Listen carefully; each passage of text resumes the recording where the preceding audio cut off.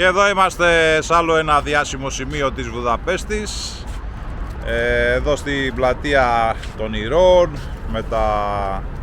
με τους πολέμαρχους εδώ, τους Ούγκρους. Ένα τεράστιο πάρκο από πίσω που θα έχει και το ζωολογικό κήπο που θα πάμε και κάποια άλλα αξιοθέατα πολύ ενδιαφέροντα.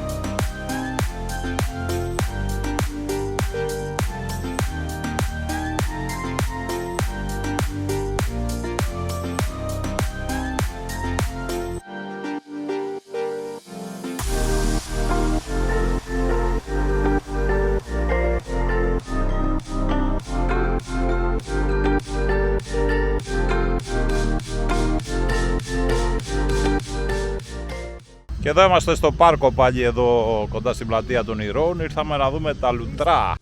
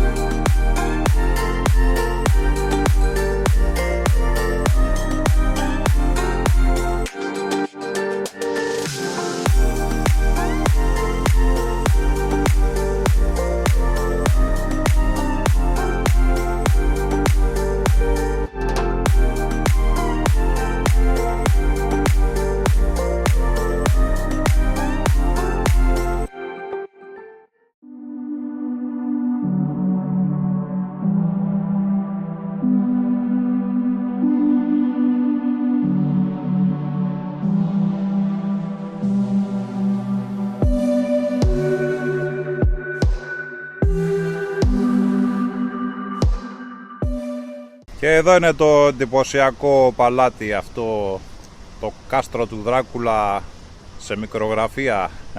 Πολύ όμορφη περιοχή, έχει και μια λιμνούλα με ξαπλώστρες που μπορείς να αράξεις εδώ. Και ένα άλλο εκεί παλάτι εδώ από πίσω. Πολύ ωραία.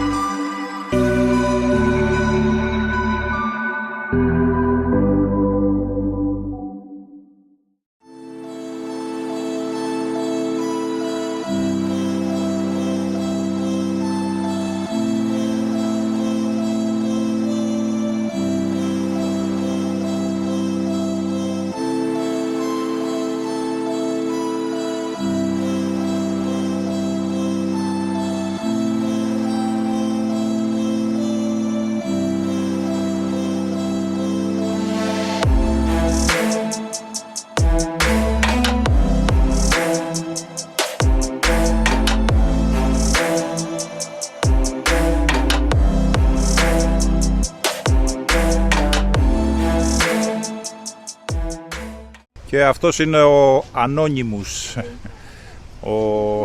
το άγαλμα χωρίς όνομα. Είναι ένα από τα γνωστά έτσι εδώ μνημεία και αυτό της Βουδαπέστης.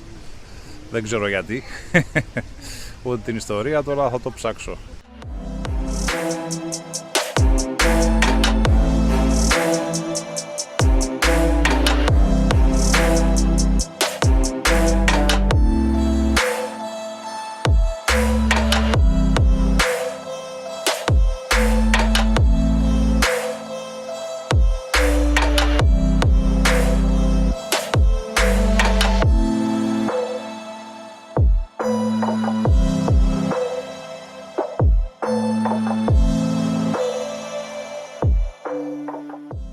Και το αερόστατο εδώ είναι ένα αερόστατο που ανεβαίνει μόνο ευθεία πάνω, κατακόρυφα, στα 100 μέτρα και ξανακατεβαίνει.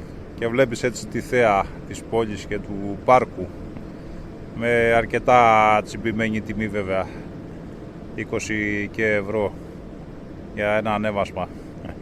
Αλλά όπως και να το κάνεις είναι εντυπωσιακό φαίνεται. Φαντάζομαι και από ψηλά που έχω δει φωτογραφίες ήταν ωραία. Αφού δεν μπόρεσα να πετάξει εδώ και το drone, είναι no fly zone, είναι κοντά αεροδρόμιο, οπότε είναι μια λύση για αυτή. Αλλά νομίζω δουλεύει μόνο πρωί, τώρα δεν βλέπω να ανεβαίνει.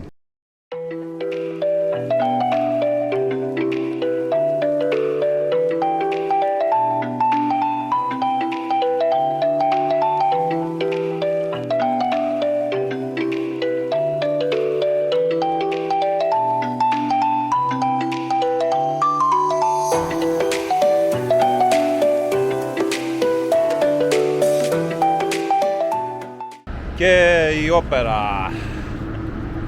Ακριβώς μόλις κατεβαίνεις από το μετρό, βγαίνεις μπροστά στο κτίριο της όπερας.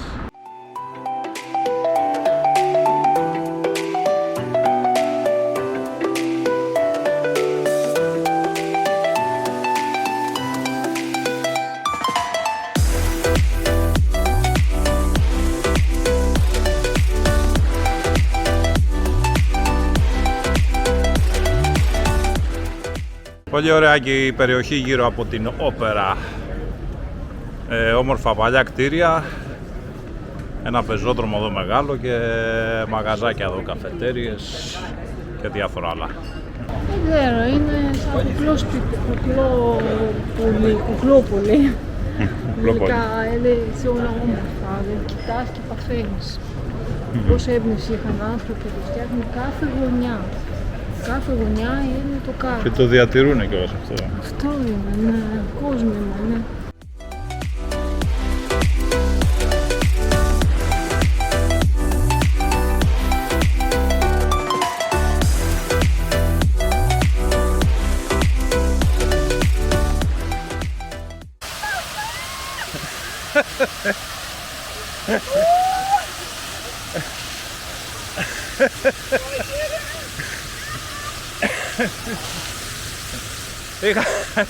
Είχαμε ένα μικρό ατύχημα.